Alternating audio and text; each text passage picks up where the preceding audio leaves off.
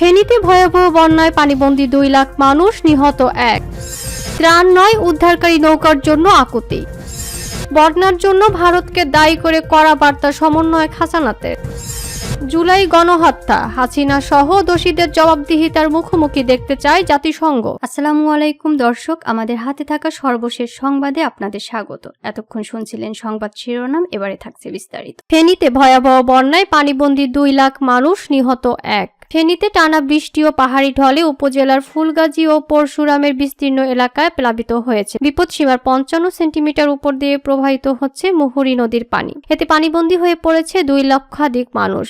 উপজেলার অভ্যন্তরীণ বিভিন্ন সড়ক তলিয়ে যাওয়ায় বন্ধ রয়েছে যান চলাচল। এখন পর্যন্ত একজনের মৃত্যু হয়েছে বলে জানা যায়। এছাড়া প্রবল স্রোতে ভেসে যাওয়ায় একজন নিখোঁজ হয়েছেন। স্থানীয় সূত্র থেকে জানা গেছে, মাত্র 1.5 মাসের ব্যবধানে এ নিয়ে তৃতীয়বার বন্যায় কবলে পড়েছে জেলার 3 উপজেলার 2 শতাধিক গ্রাম। এতে প্রায় 2 লক্ষাধিক মানুষ পানিবন্দী হয়ে পড়েছে। উপজেলা প্রশাসনের সূত্রে জানা যায়, পরশুরামে স্বেচ্ছাসেবক ছাত্রদের সহায়তায় মঙ্গলবার দিবাগত রাত 12টা থেকে ফায়ার সার্ভিসের সদস্যরা লোকজনকে উদ্ধার করে নিরাপদ আশ্রয়ে নিয়ে যাওয়া হচ্ছে। এখন পর্যন্ত প্রায় 100 জনকে উদ্ধার করা হয়েছে। এছাড়া উদ্ধার কাজ পরিচালনা করার জন্য সেনাবাহিনী ও কোস্টগার্ডের সহায়তা চাওয়া হচ্ছে। ফেনীর পানি উন্নয়ন বোর্ডের উপবিভাগীয় প্রকৌশল মোহাম্মদ আবুল কাশেম জানান, টানা বর্ষণ আর ভারতীয় পাহাড়ি ঢলে মুহুরী কহুয়া সিলোনিয়া নদীর বন্যা নিয়ন্ত্রণ বাঁধের 27টি ভাঙা অংশ দিয়ে হুহু করে পানি ঢুকছে লোকালয়ে। গত বন্যায় ভেঙে যাওয়া 26টি আর নতুন করে আরও একটি বাঁধ ভেঙে যাওয়ায় বন্যা পরিস্থিতি অবনতি হয়েছে। ফায়ার সার্ভিস সহ একাধিক সংস্থা পানিবন্দী মানুষকে উদ্ধার করে নিরাপদ আশ্রয়ে নিয়ে যাচ্ছে। পরশুরাম উপজেলা নির্বাহী কর্মকর্তা আফরোজা হাবিব জানিয়েছেন, প্রবল স্রোতে ভেসে যাওয়ায় একজন নিখোঁজ রয়েছেন। মঙ্গলবার রাত পর্যন্ত 100 জনকে উদ্ধার করা হয়েছে। ফুলগাজী ইউএনও তানিয়া ভুঁইয়া জানান, উপজেলার স্মরণকালের সবচেয়ে ভয়াবহ বন্যায় 6 ইউনিয়নের প্রায় অধিকাংশ গ্রাম প্লাবিত হয়েছে। পানিবন্দী হয়ে পড়েছে অসংখ্য মানুষ। মঙ্গলবার রাত 10টা থেকে ফায়ার সার্ভিসের সদস্য এবং স্বেচ্ছাসেবক ছাত্রদের সহায়তায় ডিঙি নৌকা দিয়ে লোকজনকে উদ্ধার করে নিরাপদ আশ্রয়ে নিয়ে যাওয়া হচ্ছে। এখন পর্যন্ত প্রায় 300 জনকে উদ্ধার করা হয়েছে। এখন পর্যন্ত একজনের মৃত্যুর তথ্য পাওয়া গিয়েছে বলে জানান তিনি আরো বলেন, উপজেলা প্রশাসনের পক্ষ থেকে শুকনো খাবার বিতরণ করা হয়েছে। ফুলগাজীর আনন্দপুর ইউনিয়নের বন্দুয়া গ্রামের শহীদ উল্লাহ চৌধুরী কিসমত জানান, মঙ্গলবার বাড়ির উঠানে পানি থাকলেও বুধবার সকাল থেকে ঘরে পানি ঢুকে যায়।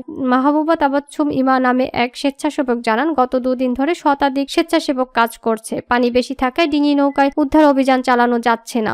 স্পিডবোট ছাড়া ফুলগাজী পরশুরামের দুর্গত এলাকাগুলোতে যাওয়া সম্ভব নয়। পরশুরামের শালধর গ্রামের আবু ইউসুফ বলেন, বেশিরভাগ এলাকার একচালা ও পাকা ঘর ডুবে গেছে। কোথাও আশ্রয় নেওয়ার মতো অবস্থান নেই। ফেনী আবহাওয়া অধিদপ্তরের উচ্চ পর্যবেক্ষক মোহাম্মদ মনিরুজ্জামান জানান, গত 24 ঘন্টায় জেলায় 97 মিলিমিটার বৃষ্টিপাত রেকর্ড করা হয়েছে। 48 ঘন্টায় 282 মিলিমিটার বৃষ্টিপাত রেকর্ড করা হয়েছে। আগামী কয়েকদিন জেলা জুড়ে বৃষ্টি অব্যাহত থাকার সম্ভাবনা রয়েছে বলে জানান তিনি।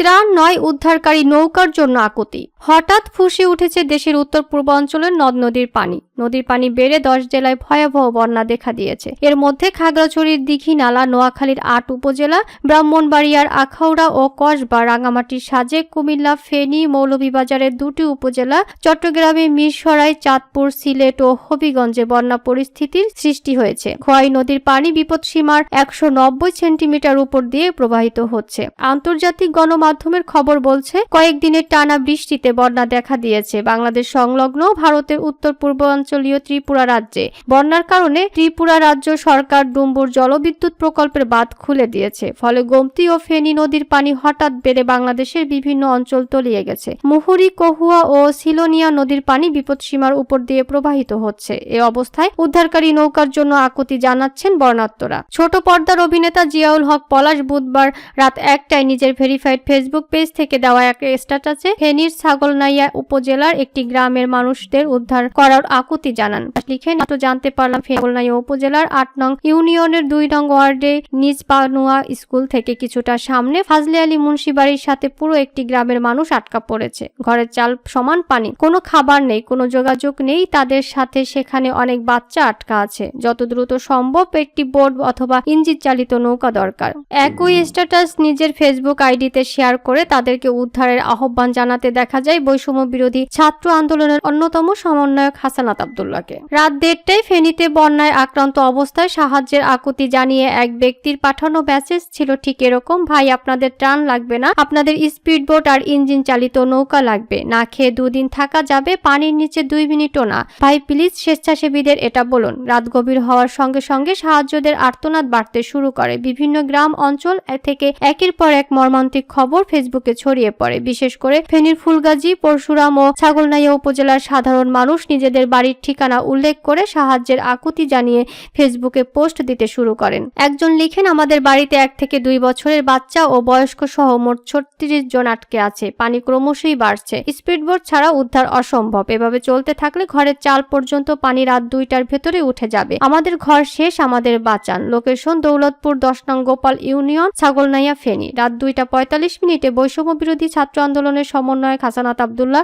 এক ফেসবুক পোস্টে জানান, ছাগলনাইয়ার বন্যায় ব্যবহৃত স্পিডবোট বা নৌকার প্রয়োজনীয় তেল মজুমদার পেট্রোল পাম্প থেকে নেওয়া যাবে ফ্রিতে। উদ্ধার কাজে ব্যবহার করার জন্য যে কোনো বোট নিতে আসাদ ভাই অথবা মিশুর সাথে যোগাযোগ করার অনুরোধ করছি। আশ্রয়স্থানের প্রয়োজন হলে ছাগলনাইয়া বাজারে মধুমতি মার্কেট, আহমেদ মার্কেটে জায়গা হবে ইনশাল্লাহ। আলোচিত ই-কমার্স প্রতিষ্ঠান ইভ্যালি সিইও মোহাম্মদ রাসেল মধ্যরাতে বন্যার্তদের সাহায্যের ঘোষণা দিয়ে নেমে আসেন। এক ফেসবুক স্ট্যাটাসে তিনি লিখেন, ঘরে থাকতে পারলাম না, বিগত বছরগুলোতে জাহান্নামে ছিলাম, এখন স্পিডবোটে থাকবো। আশা করছি ভোরবেলা থেকে যতটুকু পারি উদ্ধার কাজ করব। আমি ভালো সাঁতার জানি, দোয়া করবেন। এরপর ভোর 5টায় দেওয়া অপর এক স্ট্যাটাসে রাসেল জানান, প্রাথমিকভাবে মেঘনাঘাট যাচ্ছি, এখানে কোনো ট্রলার পেলে এটি নিয়ে উদ্ধার কাজ শুরু করব। ট্রলার অ্যাভেলেবল থাকলে জানাবো আমাদের পরবর্তী টিমকে। এছাড়া ঢাকা বিশ্ববিদ্যালয়, জগন্নাথ বিশ্ববিদ্যালয়, চট্টগ্রাম বিশ্ববিদ্যালয় সহ বিভিন্ন শিক্ষা প্রতিষ্ঠানের শিক্ষার্থীরা রাতেই ইঞ্জিন চালিত নৌকা ও স্পিডবোট নিয়ে বন্যা কবলিত এলাকার উদ্দেশ্যে রওনা দেওয়ার প্রস্তুতি নিয়েছেন। এছাড়াও দেশের প্রায় সকল স্বেচ্ছাসেবী সংগঠনগুলো বন্যার্তদের সহযোগিতায় ইতিমধ্যে বিভিন্ন উদ্যোগ গ্রহণ করেছেন। এদিকে অন্তর্বর্তীকালীন সরকারের তথ্য উপদেষ্টা নাহিদ ইসলাম বলেছেন, অনতিবিলম্বে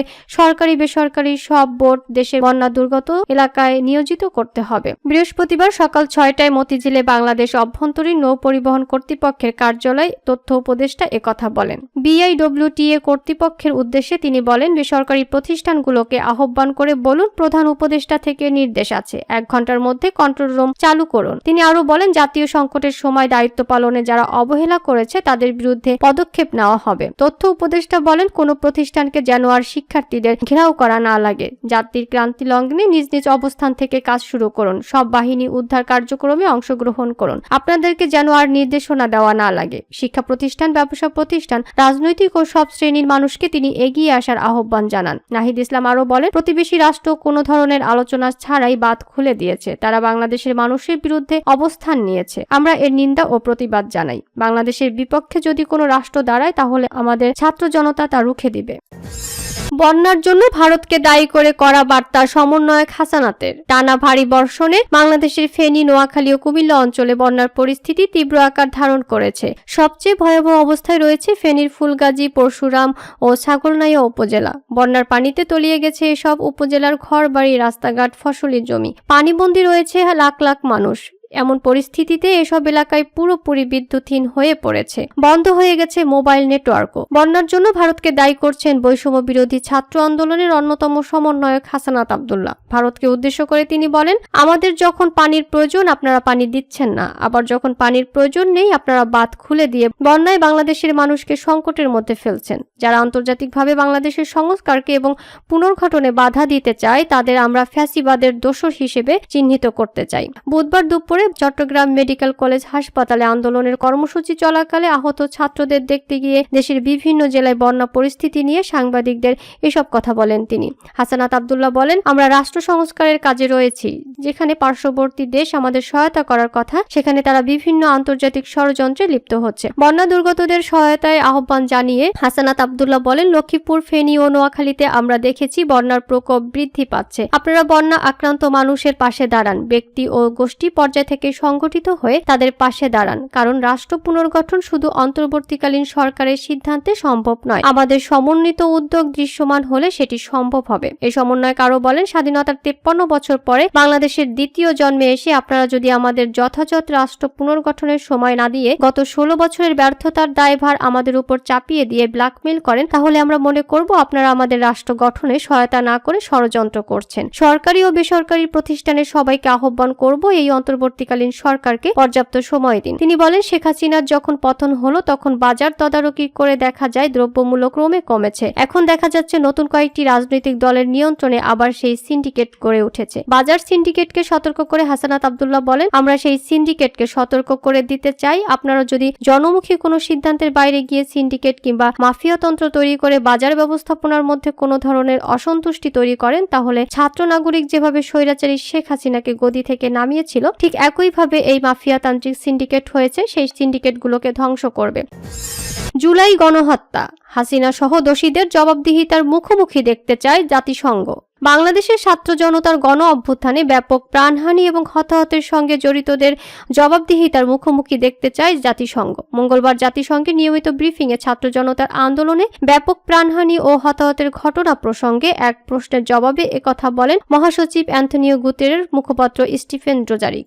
জাতিসংঘের স্থায়ী সংবাদদাতা মুশফিকুল ফজল আনসারি জানতে চান, মহাসচিবের চিঠির জন্য আপনাকে ধন্যবাদ, যা আপনি উল্লেখ করেছেন এবং এই সংকটময় সময়ে বাংলাদেশ যখন স্থিতিশীলতার দিকে এগিয়ে যাচ্ছে তখন সমর্থনের প্রস্তাব দিয়েছেন। মহাসচিব কি স্বৈরশাসক হাসিনার নির্দেশে সরাসরি গুলিতে আহত 819 জনের মৃত্যু এবং 25,000 জন আহতের জন্য দায়ীদের বিচারের দাবি করেছেন? জবাবে ডুজারিক বলেন, হ্যাঁ মুশফিক, আমরা এই বিশেষ সংকটের শুরু থেকেই জবাবদিহিতার কথা বলে আসছি। সহিংসতা, প্রাণহানি এবং মানবিক ও রাজনৈতিক অধিকার লঙ্ঘনের জন্য দায়বদ্ধতা থাকা দরকার। ব্রিফিংয়ের প্রশ্নোত্তর পর্ব শুরুর আগে বাংলাদেশ প্রসঙ্গে দেয়া বিবৃতিতে মুখপাত্র ডুজারিক বলেন, আমি মহাসচিবের পাঠানো একটি চিঠি সম্পর্কে কিছু প্রশ্ন পেয়েছি। আমি আপনাদের বলতে পারি যে মহাসচিব গুতেরেস বাংলাদেশের অন্তর্বর্তী সরকারের নতুন প্রধান উপদেষ্টা প্রফেসর ডক্টর মোহাম্মদ ইউনূসকে একটি অভিনন্দন পত্র লিখেছেন। চিঠিতে মহাসচিব বাংলাদেশে শান্তিপূর্ণ ও সংসদ নির্বাচন আয়োজনের প্রচেষ্টাকে স্বাগত জানিয়েছেন। মহাসচিব বলেন যে এটি তার আশা যে জনাব ইউনূসের সরকার একটি অন্তর্ভুক্তিমূলক পন্থা গ্রহণ করবে, যার মধ্যে তরুণদের পাশাপাশি মহিলাদের, সংখ্যালঘু এবং আদিবাসী সম্প্রদায়ের বিষয়টিও বিবেচনা করা হবে। গুতেরেস যোগ করেন যে তিনি সকল নাগরিক এবং বিশেষ করে সংখ্যালঘুদের পূর্ণ সুরক্ষা নিশ্চিত করতে বাংলাদেশের অন্তর্বর্তী সরকারের উপর নির্ভর করছেন। বিশেষ করে মিয়ানমারের অবনতিশীল পরিস্থিতির পরিপ্রেক্ষিতে রোহিঙ্গা শরণার্থীদের মঙ্গল নিশ্চিত করতে জনাব ইউনূসের প্রতি জোরালো আহ্বান জানিয়েছেন মহাসচিব।